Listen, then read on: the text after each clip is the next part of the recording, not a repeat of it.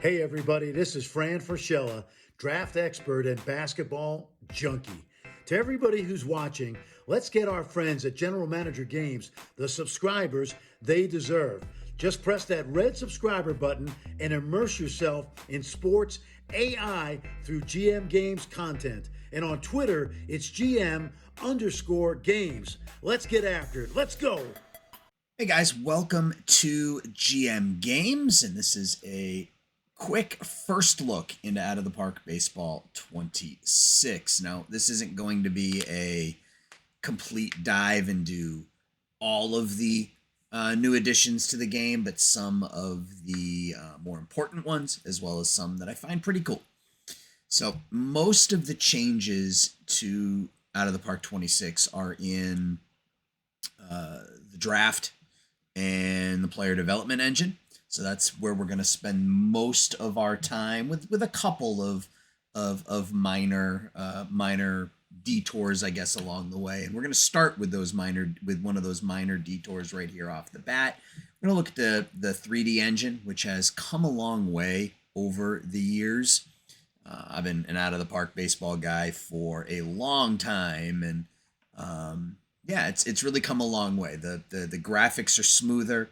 The players make, there in previous seasons you would have a player out here in left field, and then he would teleport down here to catch the ball because that's the way the game was programmed. Now he actually moves down here to make the catch. So gameplay is smoother. They've added the dynamic scoreboard out here in center field.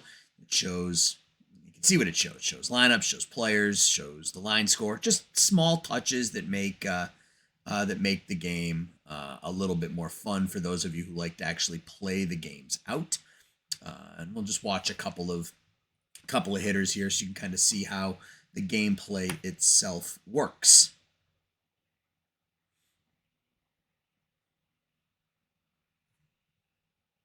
Yeah, so a lot smoother than it used to be. They used to just be little pegs.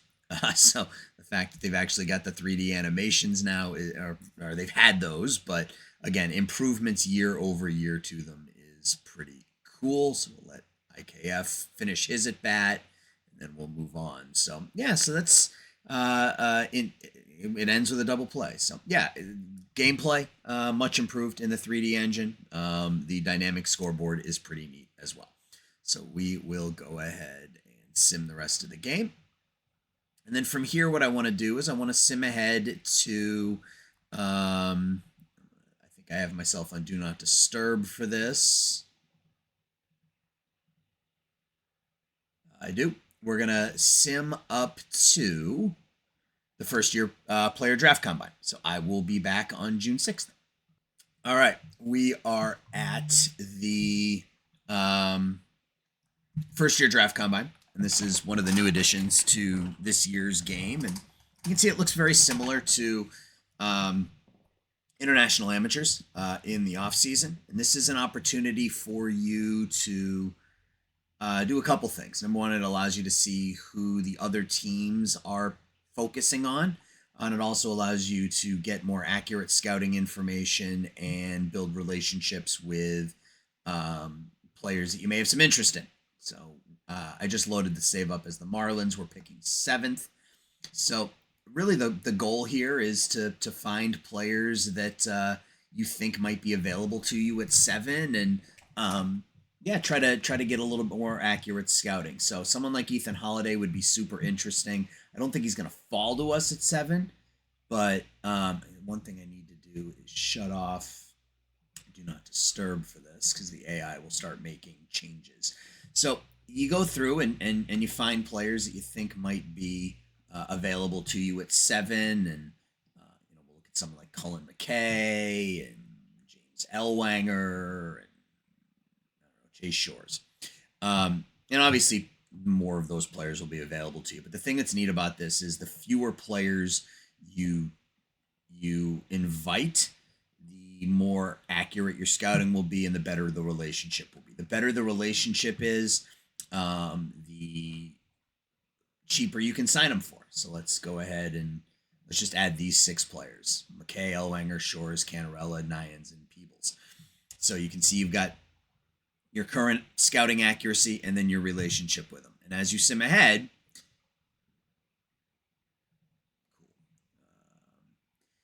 accuracy changes, relationship changes, and then you can see who is sort of generating the most attention across the board. You can see what their demand is, and then you can see what the interest is across the league for those players. So as you keep simming, the accuracy is bouncing around here a little bit, but you can see for some of the players it's getting better. The relationship is getting stronger, and that's really the point of this: is to pick players that if there's somebody that you absolutely I want Colin McKay with the 5th pick, and that's the guy you're going to choose. Well, getting your relationship up to very strong will reduce the amount he asks for in that negotiation when you sign him. So this last 5 days, and you can change it if you want. You can remove players from it. You can see now I've got very high accuracy on Shores and McKay, very strong relationships as well. And yeah, so that's sort of how this works. You got to be smart about it, right? Like, Ethan Holiday is likely to be the top pick. He's been the top pick in I think every sim I've done so far. But maybe he falls to 2 or 3. So if you've got one of those top picks, you can bring Ethan Holiday in, or really anybody you want, or you can spread it out and try to bring in players, that if you see somebody down here who's got maybe better ratings, like Sean Gamble, better ratings than maybe the stars would suggest. Scouting accuracy is low. Maybe you bring him in and you try to see if the ratings are accurate or if the stars are accurate or whatever. So it's a neat way to just add a little bit to the draft scouting, so that it's not just a matter of clicking here and then request scouting report on 151 players. So it's just a neat way of adding a little bit more depth to the game. Speaking of depth, our next stop will be the draft. So I will be right back. All right, we are back for the draft, and this page all looks the same, right? The draft order. Most of this, they've added a couple of buttons, and we'll show you what they look like here. But a lot of this hasn't changed. You've got your draft pool. You've got your combine, which you can't do anything with at this point. But go to Draft Central, and this is kind of where all of the stuff is. I love how they put everything onto one page. So you've got your mock draft here, so you don't have to back out and look at the draft. These are the best players in the draft, 1 through whatever it is, 1 through 200. You've got your picks along with the slot number. So if you are a team that is up against it financially, you can see what your slot numbers are, what the players are asking for, figure out how much you can save. You've got the current draft information. You've got the total draft pool here. And then you've got, multiple scouting recommendations. So it's a really neat way to go about doing this. So we'll just auto draft to the next pick so you can kind of see what it looks like. So you can see Holiday, Laviolette, Nyans, Arquette, Doyle, and Quentin Young. So it tells you, who should have gone. So, I've had instances where I've simmed through a couple of these where I've been in like the 3rd round and a top 10 pick is still sitting there. So, maybe you take a shot at it. So in this particular case, we're picking 7th. The 3rd best player in the draft, according to OSA, is still there. You've got, you can see if they're in high school or in college, your scouting accuracy on them. You do have the ability to draft kind of the old school way. You just go to sortable list, and then you have the ability to search on,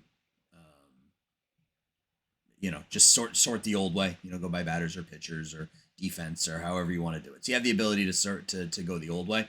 But through Draft Central, you've got the players here. You can click on them. It takes you right to their homepage.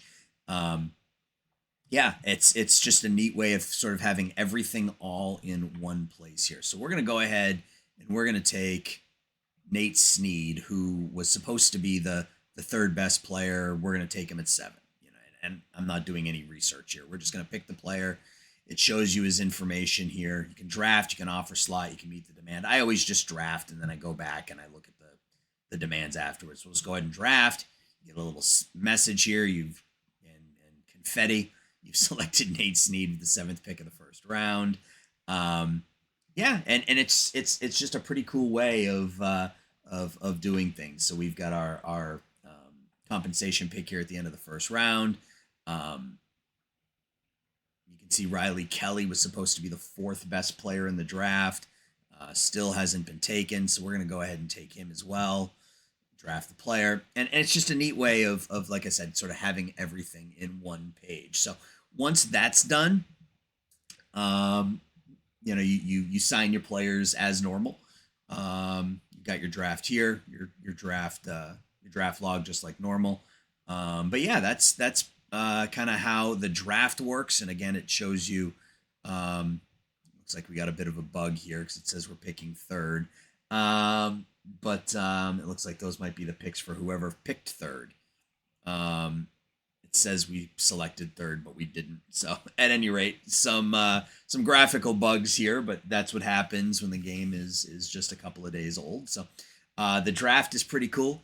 The new additions to it I really like. I love this is probably my favorite addition to the game is this page here. So you can just click on here. It'll take you right to negotiation, and then this all looks the same. So from here, we are going to sim to the player development. So at the end of the season. So I will be back yet again. All right, we are back at the off season.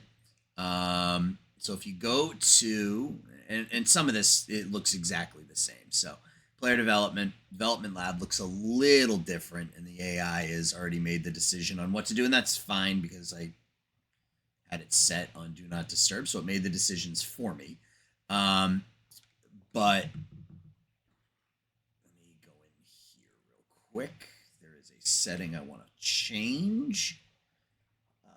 This one right here. Display specific ratings change in completion email. So if you click on this, this will tell you what the upgrade or downgrade is in the development lab. So if he, if you improved his gap power and he was successful, it'll say +5 in potential gap power or whatever. So it tells you exactly what that upgrade is. So the screen looks a little different, right? Everything used to be over here on the left, now it's over here on the right. But ultimately it looks the same. The big change is you will get notification midway through the off season that tells you